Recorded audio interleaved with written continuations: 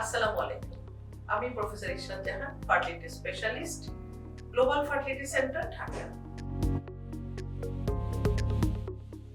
আমরা যে কথা বলছিলাম AMH অর্থাৎ অ্যান্টিমুলারিয়ান হরমোন বিষয়ে। AMH আমরা কেন দেখি? AMH দিয়ে আমরা কি বুঝতে পারি? এই AMH টা করা হয় আসলে রক্ত থেকে। এটা ব্লাডের টেস্ট, সেরাম AMH করা হয় এবং সেটি দিয়ে আমরা ওভারিয়ান রিজার্ভ বুঝতে পারি। আগে যদিও বলা হতো যে মেনস্ট্রুয়াল টাইমের সাথে কোনো মেনস্ট্রুয়াল পিরিয়ডের কোনো সময়ের সাথে এটা ডিফার করে না। ইদানিং বলা হচ্ছে যে একটু ডিফার করে, সেই জন্য আমরা ডে 2 বা ডে 3 তে এমএইচ করতেই স্বাচ্ছন্দ্য বোধ করছি।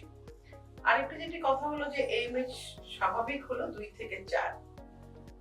2 এর নিচে হলেই আমরা সেটাকে লো এমএইচ বা কম ওভারিয়ান রিজার্ভ বলছি। লো এমএইচ এর সাথে আমরা যখন এএফসি অর্থাৎ টিভিএস করে অ্যান্ট্রাল ফলিকুলার কাউন্ট দেখে নিচ্ছি, তখনই দুটো করে আমরা কনফার্ম হচ্ছি যে ওভারিয়ান রিজার্ভটা কম না বেশি। সেই ক্ষেত্রে লো এমএইচ দেখে, শুধু লো এমএইচ দেখে আমরা ওভারিয়ান রিজার্ভ দেখি না, সাথে এফসি করে নিচ্ছি। এবং এটির উপরে নির্ভর করছে আমরা কিভাবে আসলে চিকিৎসা করব। যদি 2 এর নিচে হলো সেটি লো এমএইচ, তবু তখন আমরা কিছু এমএইচ বাড়ার মতো খাবার দাবার তেমন কিছু না, তবু আমরা মধু, ডিম, তারপরে হচ্ছে বাদাম এগুলো খেতে বলি। সবাই এটা হচ্ছে পুরুষ নারী সবারই ইয়েতে সুবিধা হয়, ফার্টিলিটি এটা বাড়ায়, সেই জন্য আমরা দিয়ে থাকি।